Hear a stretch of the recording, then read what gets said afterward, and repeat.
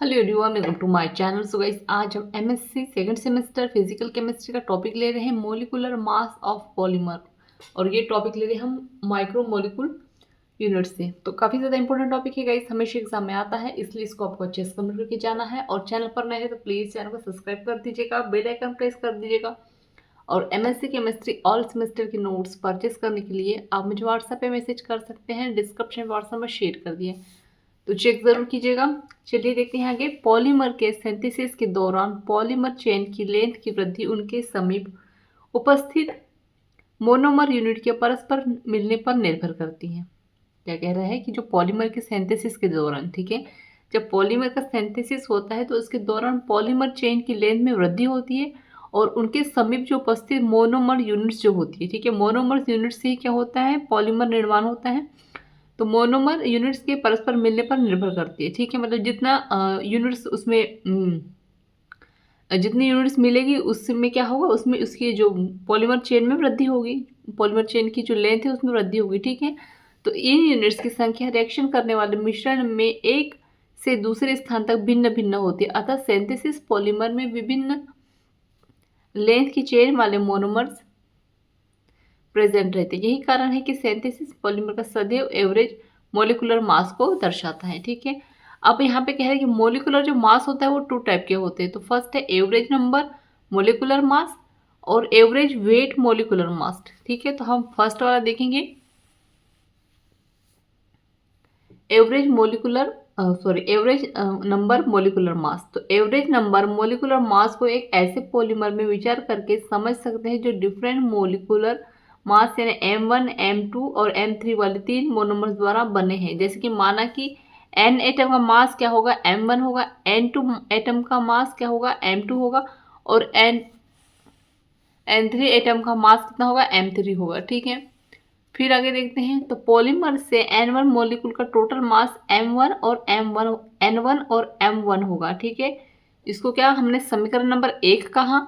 फिर N2 molecular का total mass होगा N2 M2, ठीक है। इसको क्या दिया हमने, समीकरण नंबर 2 कहा।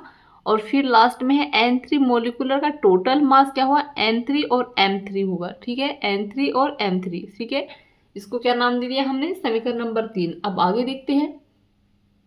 आगे है एडिटिंग इक्वेशन 1 और इक्वेशन 2 एंड इक्वेशन 3 से। ये हम लिखेंगे M1 M2 plus N2 M1 2 N1 M2 plus N2 M2 और प्लस N3 M3, ठीक है। इसको क्या नाम दिया हमने, समीकरण नंबर 4। अब टोटल नंबर ऑफ मोलिकुलर क्या होगा, N1 N2 और N3, ठीक है। इसको नाम दिया हमने समीकरण नंबर 5। अब एवरेज नंबर मोलिकुलर मास क्या लिखेंगे हम, N1 M1 M2 N2 M2 N3 M3 upon N1 plus ये, ठीक है, टोटल नंबर का लिखेंगे हम N1 N2 N3, ठीक है। या हम इसको इस तरह से लिख सकते हैं, Mn करेंगे ओमेगा N1 M1 और फिर यहाँ पे ओमेगा N1, ठीक है। वह है यहाँ पे जो ओमेगा N1 बराबर N1 N2 N3 plus plus करके, ठीक है। और यहाँ पे ओमेगा N1 M1 का N1 M1 plus M2 M2 N3 M3, ठीक है। फिर आगे है एवरेज वेट मोलिकुलर मास। तो इसे प्राप्त करने के लिए भिन्न मोनोमर यूनिट के टोटल मोलिकुलर मास के एडिशन को क्रमशः एटॉमिक मास को जोड़कर फिर उसमें सभी अणुओं को टोटल मास से डिवाइड करते हैं। यदि मान लीजिए N1 मोलिकुलर का एटॉमिक मास M1 होगा, N2 मोलिकुल्स का एटॉमिक मास M2 होगा और N3 मोलिकुलर का एटॉमिक मास M3 होगा, तो क्या होगा देखिए। तो एवरेज वेट मोलिकुलर मास इस तरह से लिखेंगे, कैसे, M W बराबर N1 M1 multiply N2 M2 multiply M2 plus N2 M3 multiply M3, ठीक है, अपॉन कर देंगे N1 M1 plus N2 M2 फिर N3 M3, ठीक है। या हम इसको इस तरह से लिखेंगे, कैसे, omega N1 M1 square upon omega N1 M1, ठीक है। वे है यहाँ पे कैसे इन दोनों की वैल्यूज को लिखेंगे, तो ओमेगा N1 M1 2 स्क्वायर बराबर N1 M1 square plus N2 M2 square plus N3 M3 square. फिर ये ओमेगा N1 M1 बराबर N1 M1 plus N2 M2 plus N3 M3, ठीक है। सो गाइस यहाँ पे जो है हमारा टॉपिक एंड होता है। सो आई होप आपको अच्छे समझ में आ गया होगा।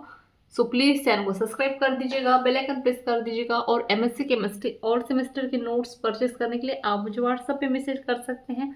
डिस्क्रिप्शन पे व्हाट्सएप नंबर शेयर कर दिया है, तो चेक जरूर कीजिएगा। तो चलिए देखते हैं आगे। Thank you.